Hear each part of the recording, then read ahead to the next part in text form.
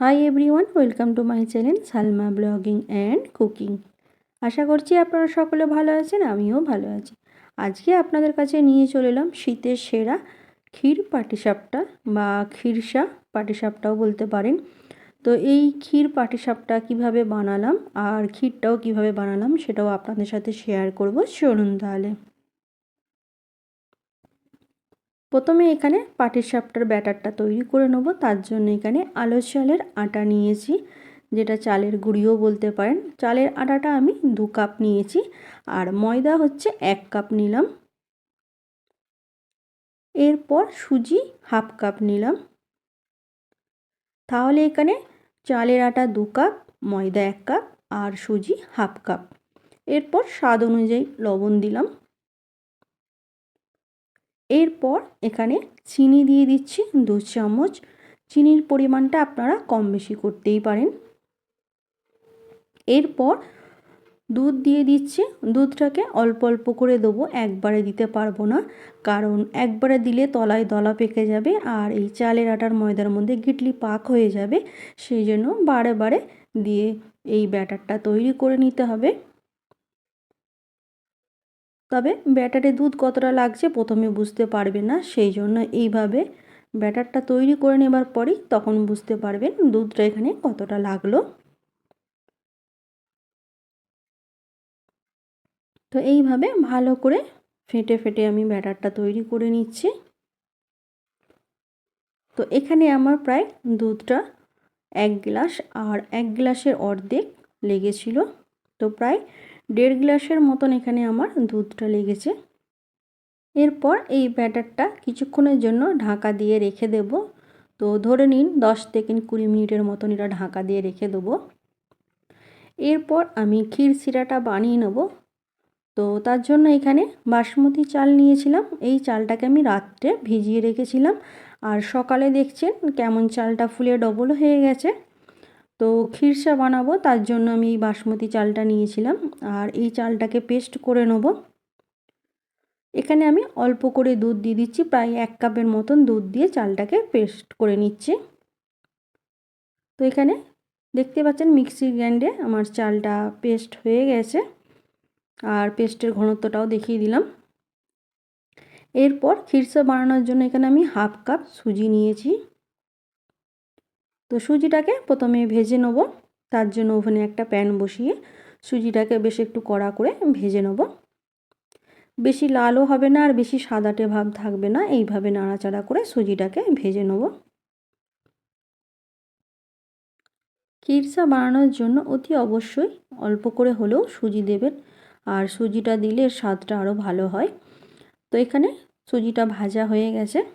এরপর ওই প্যানের মধ্যে আমি আমল গোল্ড দুধ দিয়ে দিচ্ছি। তো এখানে 1 লিটার দুধ দিয়ে দিচ্ছি। দিয়ে দুধটাকে ফুটিয়ে নেব আর সাথে এখানে একটা তেজপাতা আর 2 থেকে 3 টুকরো ডালচিনি আর এলাচের গুঁড়ো, 4টে এলাচকে তার দানা বার করে সেটা গুঁড়ো করে এর মধ্যে দিয়েছি। আর দুধটা যখন এইভাবে ফুটে আসবে তখন যে চালের যে ব্যাটারটা করে রেখেছিলাম বা পেস্ট করে রেখেছিলাম সেটা এর মধ্যে দিয়ে একটু নাড়াচাড়া করতে হবে, নইলে নিচে তলা পেকে যাবে। আর এই ক্ষীরসাটা বানানোর জন্য অনবরত নাড়তে হবে, একদম হাতা ছাড়লে হবে না। যখন চালের ব্যাটারটা ভালোভাবে হয়ে যাবে রেডি, তখন এর মধ্যে আমি সুজিটা দিয়ে ভালো করে মিক্স করে নিচ্ছি। এরপর একটা নারকেলের অর্ধেকটা মালা আমি কুড়ে দিয়েছিলাম। কাপ হিসাবে মাপলে এটা 2 কাপ হবে, বাটিতে এটা 1 বাটি হবে। তো নারকেলের কোড়াটা দিয়ে ভালো করে মিক্স করে নিচ্ছি, যাতে ক্ষীরসার স্বাদটা বেশ ভালো হয়। আর নারকেল না দিলে ক্ষীরসার টেস্ট ভালো হবে না। এরপর এই শীতের সময় একটু খেজুরের গুড় তো সব জায়গায় পাওয়া যায়, তো চেষ্টা করবেন এইভাবে খেজুরের গুড় একটু দেবেন। তো এখানে আমি 50 গ্রামের মতন খেজুরের গুড় আর 20 গ্রামের মতন চিনি দিয়ে দিচ্ছি।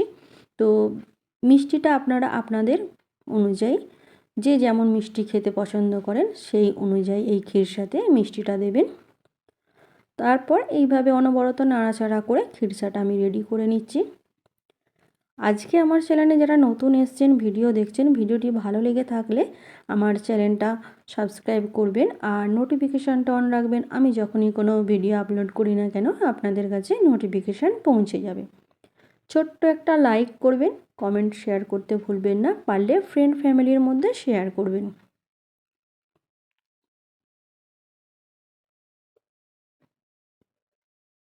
এরপর এখানে আমি 1 চামচের মতন ঘি দিয়ে দিচ্ছি। তো ক্ষীর সাথে অতি অবশ্যই ঘি দেবেন।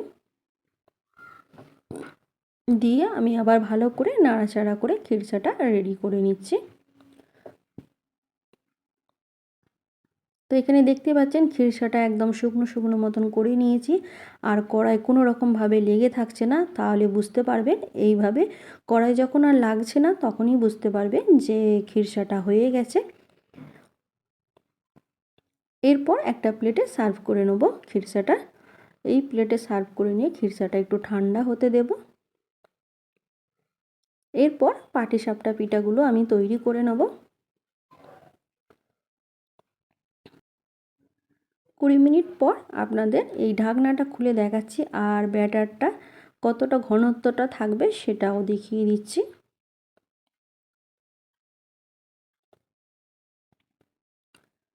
আর সাথে যে ক্ষীরসা ঠান্ডা করে আমি পিস করে নিয়েছি, যাতে পাটিসাপটা পিঠা যখনই তৈরি করব তখন এটা তাড়াতাড়ি দিতে সুবিধা হবে। তো ওভেনেতে একটা প্যান বসিয়ে দিয়ে তার মধ্যে তেল ব্রাশ করে দিয়েছি।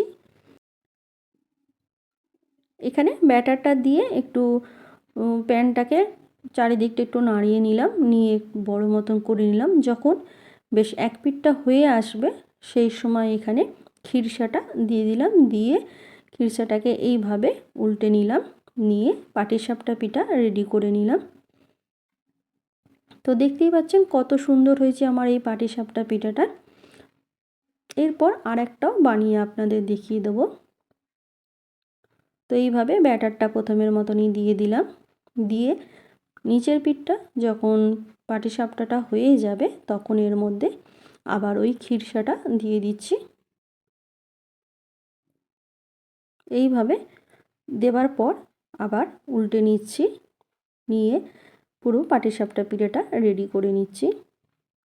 তো পিঠাটা কিভাবে করলাম পুরো প্রসেসটাই আপনাদের দেখিয়ে দিলাম এই ক্ষীর পাটিসাপটা পিঠাটা। তো এইভাবে প্রত্যেকটা পিঠে তৈরি করে নেব, করে নিয়ে একটা প্লেটে সার্ভ করে নিলাম। সেটাও আপনাদের কাছ থেকে দেখিয়ে দিলাম। এই পাটিসাপটা পিঠাটা ভেতরটাও আপনাদের একটু কেটে এইভাবে দেখিয়ে দিলাম কত সুন্দর হয়েছে। ভিডিওটি এখানেই শেষ করলাম। ভিডিওটি ভালো লেগে থাকলে লাইক কমেন্ট শেয়ার করবেন। ভালো থাকবেন, সুস্থ থাকবেন, নিজেও ভালো থাকবেন, অপরকেও ভালো রাখবেন। Thanks for watching my video. Take care.